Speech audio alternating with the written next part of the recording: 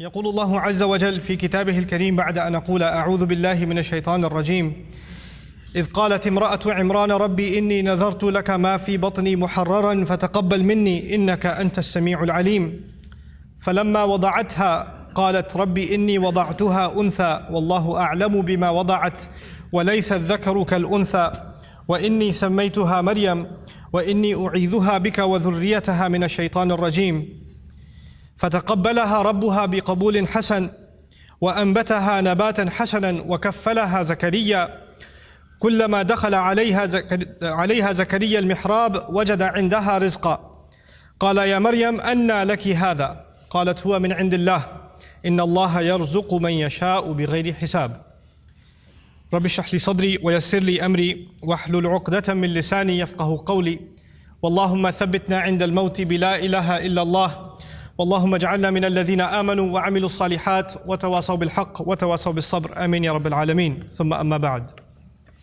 Today's khutbah is dedicated to a very unique individual mentioned repeatedly in the Quran. It's Maryam salamun alayha. And the reason I decided to give a khutbah on some aspects of her life that Allah highlights in the Quran are actually inspired by a question somebody asked me this week. Somebody came to me this week and said that they've had a very close relationship with Allah since childhood, and that they've made dua to Allah from a very early age, praying tahajjud, even when they were a teenager, and whenever they asked Allah for something, Allah provided. This person actually had a pretty tough life. Father passed away at an early age, no brothers, and this woman has lived a pretty lonely life and basically decided to really truly depend on Allah. And so as she grew and developed in her years, she found that Allah miraculously answers her prayers. Every time she asks Allah for something, Allah has never left her prayer unanswered. So she developed this reliance and this closeness with Allah and would always turn back to Allah. She needs something, she goes and prays 2 rak'ahs and she makes dua to Allah. So a really beautiful connection she had with Allah. But where did the question come from? The question came from a fact that more recently she went through quite a series of very unexpected difficulties in life. And she decided that she's going to increase her ibadah to Allah and increase her du'as because her problems have also increased. So you figure the more your problems increase, the more you're going to ask Allah to help you solve your problem. And so she does that, and she prays like she's never prayed before, fasts like she's never fasted before, begs Allah, cries to Allah, sheds tears before Allah like she's never done before, but the problems keep getting worse. They don't get any better. And she starts thinking to herself, maybe Allah is not happy with me, because before I used to pray and everything used to get answered. I've never had this problem before. Every time I had a need, I turned back to Allah and Allah solved my problem. But now I'm making dua after dua after dua, and I continue to beg Allah, and my problems are not getting solved, they're only getting worse. What could possibly be the reason? And in her mind, the reason was, I must have done something wrong. Allah must no longer be answering my prayers because somehow I've been disqualified. I'm not in Allah's good books anymore.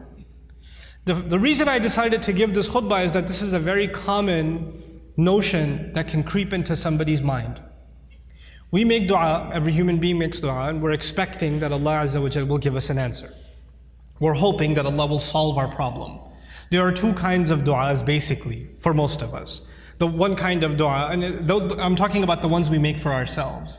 One kind of dua is we want a problem that we have right now to be solved. We have an issue, we have some circumstance, and we want Allah Azza wa Jal to protect us from falling into a worse problem, to secure the good things that we have, etc. And of course we make dua for our future. We make dua for ourselves, our children, and to take care of things in the future. Ya Allah, things are good right now, Ya Allah, keep them this way. Preserve what we have here. These are the kinds of duas that we make for ourselves. The thing that I wanted to highlight, and I've talked about this in another khutbah, but today's khutbah is slightly different, on a slightly different note, and that's why I chose Maryam salamun alayha. But the first thing I wanted to highlight is a quick reminder to all of you, is that your dua getting answered immediately or not getting answered immediately has nothing to do with whether or not Allah is happy with you. It has nothing to do with that. There's no connection between those 2 things. And even if there was a connection, you will never know. You cannot guess what the reason is. You have the case of Nuh alayhi salam, who was a very loving father. He made da'wah, he invited his people to Islam for 950 years. Can you imagine? You think he made dua for his son? You think he made dua for his wife? All those years? Or he didn't care about them? Someone who cares so much about his nation, they spit on him, they insult him, and he goes back to them and makes dua for them 950 years. You think he ignored his own son, his own wife? All those years of dua, and they didn't change. Isn't that the case? Does he blame himself? Yeah, maybe I didn't do something right. Or maybe Allah stopped listening to me. The reason I'm starting with that is people that were much better than we are. Much better than we are. They also had similar problems. There are parents in the audience that make dua for their kids. And they see that their children are going away from the religion. They're going down a dark path. And they can't control it. And they're making dua for them. And they're not seeing that their dua is being answered. And now they're getting frustrated. Is there something wrong with me? Why isn't Allah answering? Well, you're not the first one to be put in that position. Our Messenger ﷺ made lots of dua. You don't think he made dua for his uncles? His family? You don't think he considered Abu Lahab when he made dua for guidance? And if he did, despite all of that loving dua, Allah Azza wa Jalla will himself tell him, إِنَّكَ لَا تَهْدِي مَنْ أَحْبَبْتَ. You don't get to guide who you love. You know, there are people among us, there are children among us who wish their parents or their elders were acting in a more guided way. I've met so many young people whose parents are in a haram, explicitly haram business. And the children, the son and the daughter is trying to tell the father and the mother, please get out of this. We're dependent on you, you're paying my college tuition, you're providing for us, but you're providing for us from haram income. And I'm not in a position to provide for the family right now, but this is wrong. And then they're told you're being disrespectful, you shouldn't talk back to your parents, etc., etc. Now, it's the flip side. It's the children making dua for the guidance of their parents. But things aren't changing. Things are where they were. These frustrating situations happen. And then on top of that are situations like health calamity. Not just family problems, but health calamity. Or you can't find a job, you have money problems. And you're making dua to Allah. You ask yourself, I even did i'tikaf last year. And I kept making dua and I didn't pick my head up from sajda all night long, and still I have this problem. Still it didn't go anywhere. So the first thing I want to remind myself and all of you is that prophets ﷺ, all of them, much before us, Allah mentions their du'as consistently in the Quran. And Allah also mentions their problems consistently in the Quran. You don't think, for example, that Yaqub alayhi salam, the father of 12 sons, made dua for all of his sons? And especially for his son Yusuf, when he lost his son Yusuf, you don't think he made dua for Yusuf's safety, that Yusuf should come back home, that he could look at his beautiful son once again? We know that he cried so much he lost his eyesight. Ibiyaddat aynahu. He lost his eyes over crying over his son. And all of those du'as for so many years go unanswered, and then they eventually get answered. You don't think that the mother of Musa alayhi salam, when she put her baby in the water and the river just takes the basket away, the basket could flip over any time. And how do you know the basket is waterproof? How do you know it's not going to leak? How do you know it's not going to hit a rock and it's done? You're throwing something in a river. It's not a joke, it's a baby in a river. You don't think that mother is making dua to Allah? And notice the difference. In that case, in the case of Musa's mother, she makes dua to Allah, and a few hours later, she's reunited with her son. Just a few hours later. By the time the baby is hungry for the next meal, he's back with his mother. And in the other case, with the case of Yusuf alayhi salam, he was separated from his father. But he wasn't reunited with his father for many years. For many, many years. We are going to go through difficulty in life. And all of our problems are not going to be solved because we made a dua to Allah. Understand the reality of dua. What is the purpose of dua? We often confuse dua with talab. Talab in Arabic means to ask for something, to demand something. Dua means literally to call. That's what it means. Da'awtukum, I called you, I invited you. I cried out to you. This is dua. When we make dua to Allah, sometimes in that dua we are making demands. It's true. We're making requests. But we should never forget that all of those requests, you know what they are at the end of the day? It's a humble slave of Allah turning back to Allah and begging Allah to help him with whatever problem. But it's more than Allah solving your problem. It's just the act that you communicated with Allah that's the most valuable thing. The fact that you actually engaged Allah in conversation, that is the goal in the end. Whether or not Allah will solve your problem immediately is a separate problem. And I want to share just a quick thing about that, then I come to Maryam salamun alayha. Sometimes you go through problems and you ask yourself, what is my fault in all of this? Why do I have to go through these problems? What did I do to deserve this? Let me ask you this. Yusuf alayhi salam was a child, right? A child by definition is innocent. What did the child do to deserve being kidnapped? What has a child ever done to deserve being thrown inside of a well in the middle of the woods? What has a child ever done to deserve being sold as a child slave in a different land? What is that, when he grows up as a young man, what did he ever do to deserve being thrown in jail over a false accusation? And he spent many years in jail, not because of something he did. He was innocent. And he spent all those years in jail. He went through situations in life that if anybody else went through those situations, you'll say, life is unfair, man, what are you going to do? Life is unfair, you know? But you know what happens to a believer? They don't just say life is unfair, they say Allah is unfair, ma'adallah. Allah did that to him. Yet Allah says in Surah Yusuf, Wallahu ghalibun ala amrihi. Allah was overlooking everything he did in his decision. Every decision that was made for Yusuf, Allah was dominating that decision, overlooking that decision. How? Sometimes you and I go through difficulty because Allah knows something better is coming. Sometimes that better thing that is coming is for you. Sometimes it's for somebody else. Sometimes it's not for you. Sometimes it's for somebody else. Sometimes the benefit of your difficulty will come back to you. The return will come back to you while you are still alive. Sometimes the return is meant to come back to you after you go back to Allah. What happened with Yusuf alayhi salam? A father was separated from a child. It's a tragedy, isn't it? But imagine if he was never kidnapped, he would never be in the well. If he was never in the well, he would never end up in Egypt. If he was never in Egypt, he would have never grown up there and been thrown into prison. If he was never in prison, he would have never met those two guys he met in prison, whose dream he interpreted. If he never met those two people, one of them who got to live and go back to the king, and when the king saw a dream, a strange dream, he would have never said, wait, I know someone who can help interpret your dream. And if that never happened, and you know what that dream was? 7 good years in the country, and 7 years there's not going to be any crop, any produce, any harvest. People are going to starve to death.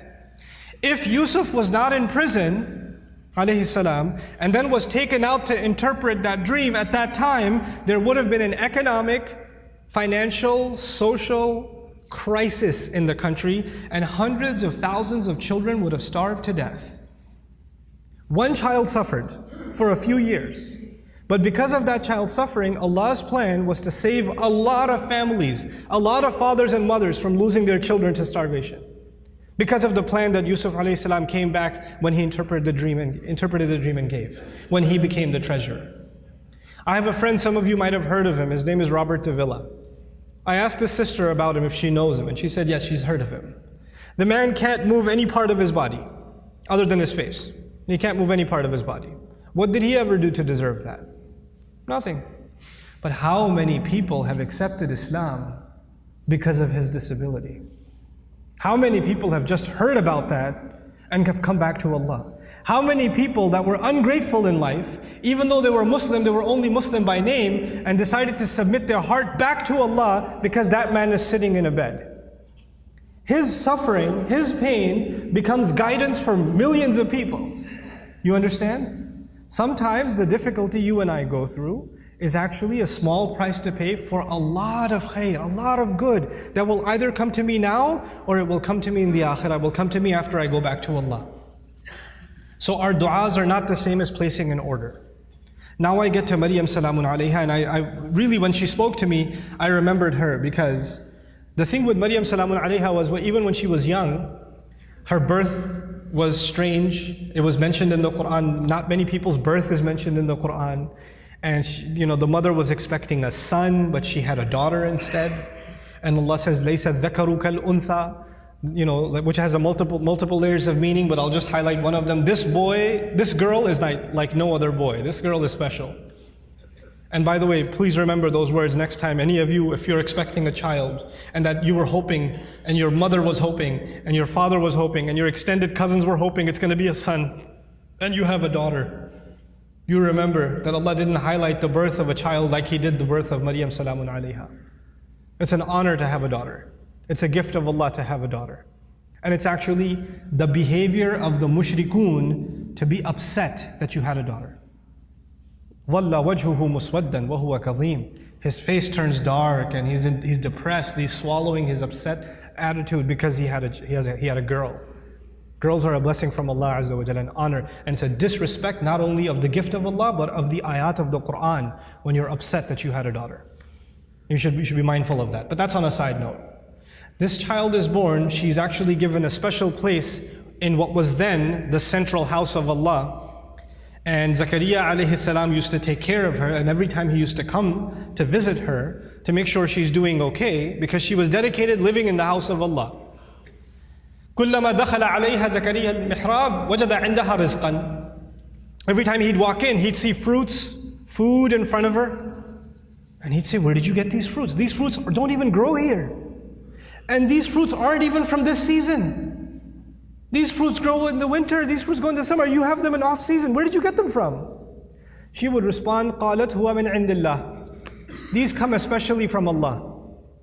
These fruits come to me from Allah. Imagine somebody whose du'as are answered in a way that's special delivery from the sky of food for this woman. And so when this sister was telling me her du'as get answered in life, I remembered Maryam salamun alayha and how miraculously Allah would intervene and provide for her even matters like food. Things that we can get up and get ourselves. She didn't even have to get up for that. Very special child, very special woman. And so about this woman, what I wanted to share with you is later on in life what happens to her. When she's a young woman, angels visit her, tell her that she's going to have a child. The first thought in her mind, I'm not married. What do you mean I'm going to have a child? Lam yamsasni bashar. No man has ever touched me. What in the world do you mean I'm going to have a child? كَذَلِكِ قَالَ هُوَ رَبُّكِ. That is how your master declared it. I'm sorry, we're just here to deliver the news. We're not here to negotiate whether this is going to happen or not. That decision has been made. You're having a baby. Now she's in shock. What am I going to do? She's going to turn back to Allah and hope that this will not happen to her, but it's going to happen. And I'll fast forward a little bit for you, just so you appreciate what happened to this woman. After she had the baby, and she came back to her town, the entire community that looked up to her as a zahida, as a spiritual woman, as a woman of worship and ibadah, someone who even the prophet of their community, Zakaria, had endorsed. She grew up under the tutelage of Zakaria alayhi salam.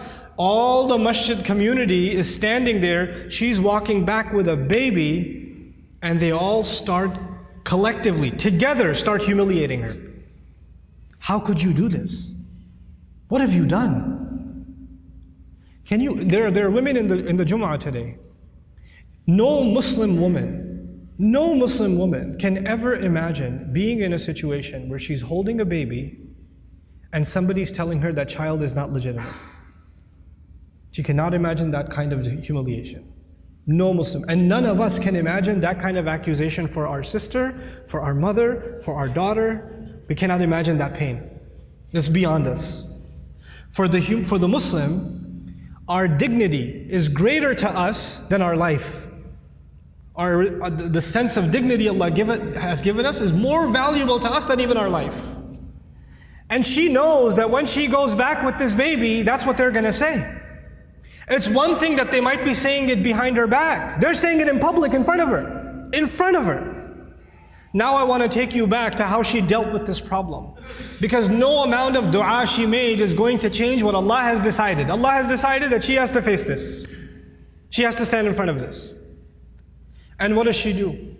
When the child comes, as she's about to deliver the child, she says, Ya laytani mittu qabla hadha. She says, if only I could die before this happens. Hopefully I die giving birth. It's all on her mind. because that will be an easy escape from what is coming. There is no other place in the Quran anybody ever wishes for death. This is the only one. Think about that. Why is it there? Allah Azza wa Jalla is acknowledging that sometimes people go through such traumatic, humiliating situations where they wish they were dead. Even that happens. That's how extreme her situation became. And Allah acknowledged that and recorded that in the Quran. Ya laytani mittu qabla hada. I read this and I was just in shock. Like, how did she just say that? You know, our Messenger alayhi salatu wasalam told us, La yatamannayanna ahadukumul maut. None of you should ever wish for death. You should not wish for death. That's not something you should say casually. And she's actually now wishing for death. Why? Because this is an extreme case. This is a crazy situation. And so, you know, the humiliation she will face is far worse than death. So she says, Ya laytani mittu qabla hada. There are going to be, this is in the Quran for a reason, there are going to be people that are going to be in humiliating situations. And there's no getting out of it. There are going to be people that are going to have to face their family, that are going to have to face false accusations, that are going to have to face up to a mistake they made in the past. Who knows? And they're going to have to face that kind of trauma. And they'll have to find comfort in the example of Maryam salamun alayha. But she didn't stop there. She said, وَكُنْتُ نَسْيًا مَنْسِيًّا. 2 words, نَسْيًا مَنْسِيًّا. It was incredible words. Nasi in Arabic, they say fa'al and fi'il, these two awzan. They say nisi also. In one qira'ah it's nisyan. In another qira'ah it's nasyan. This is similar to dhibh. In the Arabic language, you have 2 kinds of words, dhibh and mathbuh. Nasi and mansi. The first of these words is actually used, I wrote this down for you, وَلَا يُقَالُ لِلْكَبْشِ ذِبْحِ إِلَّا إِذَا أُعِدَّ لِلذِّبْحِ. For an animal, for a goat or a ram, you don't call it dhibh until it's ready to be slaughtered. It hasn't been slaughtered yet. Once it is slaughtered, it's called dhabih. It's called madhbuh. Not before. Before it's called dhibh. She uses 2 words. Common translations say, I wish I was dead, I wish I was forgotten.